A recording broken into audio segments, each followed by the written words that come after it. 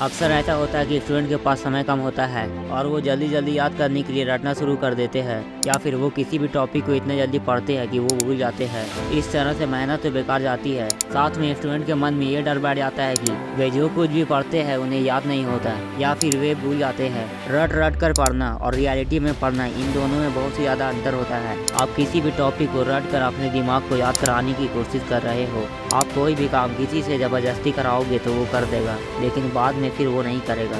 इसी प्रकार आप किसी भी टॉपिक को अपने दिमाग को याद तो करा लेते हो ज़बरदस्ती, लेकिन कुछ घंटों के बाद या कुछ दिनों के बाद आप उसे भूल जाते हो। और उसे भूल जाने का मतलब ये नहीं है कि आपका याददाश्त कमज़ोर है या फिर आप किसी भी चीज़ को पढ़ेंगे तो आप उसे भूलते ही जाएंगे। सबसे पहले तो आपको अपने मन से ये डर हटाना होगा। देखो, पढ़ाई करने के बहुत से तरीके होते हैं, कुछ सही होते हैं और कुछ गलत होते हैं, और उसी गलत तरीके की वजह से बहुत से स्टूडेंट पढ़ा हुआ चीज़ों को याद नहीं रख पाते हैं। लेकिन जो पढ़ने का सही तरीका को अपनाते हैं उन्हें जल्दी याद हो जाता है।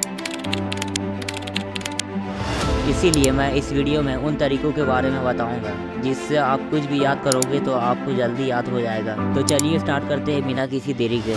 नंबर 1, जब भी आपको कोई भी टॉपिक समझ में नहीं आ रहा है तो उसे देखकर आप अपने रफ कॉपी में लिखें, फिर एक बार पढ़ें जिसमें आपको कुछ हद तक समझ आ जाएगा, और उसके बाद कुछ और बाकी रह जाता है जो आपको समझ में नहीं आया तो फिर एक बार और उसे देखकर लिखें और फिर एक बार ध्यान से पढ़ें। इस तरीके से पढ़ने से आपको जल्दी समझ आ जाएगा। आप लिखेंगे, आपको वो भी याद रहेगा, और साथ ही उस टॉपिक को लिखने, पढ़ने और समझने से आपके दिमाग में स्टोर हो जाएगा। नंबर 2, पढ़ते समय कुछ चीज़ें हमें इसलिए समझ में नहीं आती है या फिर याद नहीं होता है क्योंकि हमारा दिमाग रेस्ट मोड पे चला जाता है। कई बार गलत तरीके से बैठकर पढ़ते हैं या फिर खाना खाते ही पढ़ने बैठ जाते हैं। उस समय हमारे बॉडी के पार्ट खाना को डाइजेस्ट कराने में हेल्प करते हैं, या फिर गलत तरीके से बैठकर पढ़ने में हमें लेजी फील होता है और दिमाग एक्टिव ना होने की वजह से हमें कुछ भी समझ नहीं आता है और उस समय का पढ़ा हुआ बर्बाद चला जाता है। इसीलिए हमेशा आपको 2 बातों का ध्यान रखना है।